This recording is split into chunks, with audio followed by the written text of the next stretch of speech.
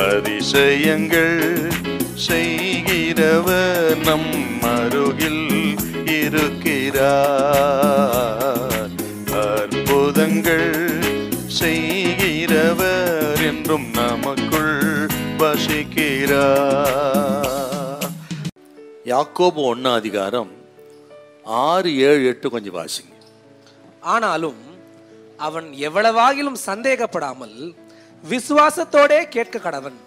சந்தேகப்படுகிறவன் காற்றினால் அடிபட்டு அலைகிற கடலின் அலைக்கு ஒப்பாய் இருக்கிறான். அப்படிப்பட்ட மனுஷன் தான் கர்த்தரிடத்தில் எதையாகிலும் பெறலாம் என்று நினையாதிருப்பானாக. இருமனமுள்ளவன் தன் வழிகளில் எல்லாம் நிலையற்றவனாய் இருக்கிறான்.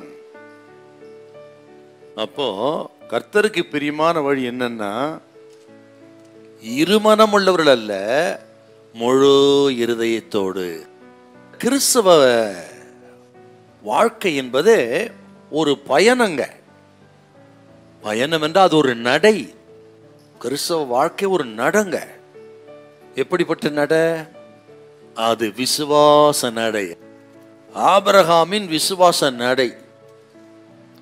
இந்த எபிரேயர் 11 பார்த்தீங்கன்னா ஆபிரகாம் நடை குறித்து பார்த்தீங்கன்னா ஆச்சரியமா இருக்கு. நீங்க 8-16 வரை நீங்க வாசித்து பாருங்க. எங்க போறதுன்னு தெரியல, ஆனால் புறப்பட்டு போனான்.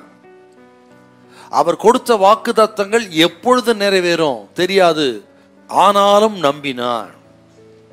ஈசாக்கை பலிபீடத்தில் வைக்கும்படி சொல்லிட்டாரு. இப்படி சொல்லிவிட்டால் என்ன நடக்கும்?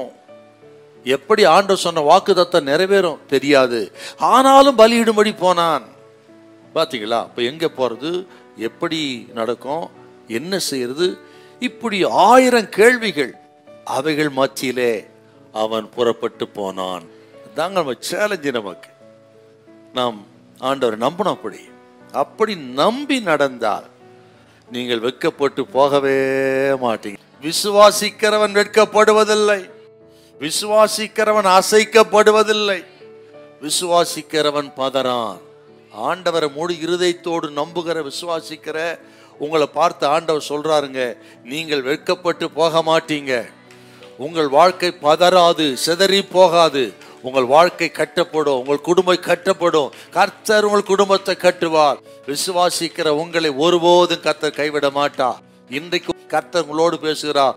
உங்கள் விசுவாசத்தை கர்த்தர் கனம் பண்ணுவார். உங்கள் ஜெபத்துக்கு கர்த்தர் பதில் கொடுப்பார். முழு இருதயத்தோடு ஆண்டவர் சேவிக்கிற நீங்கள் ஒருபோதும் யாருக்கு முன்ன வைக்கப்பட்டு போக கர்த்தர் விட மாட்டார். இதுவரை நடத்தின எபனேசராகிய தெய்வம் தொடர்ந்து நடத்துவார்.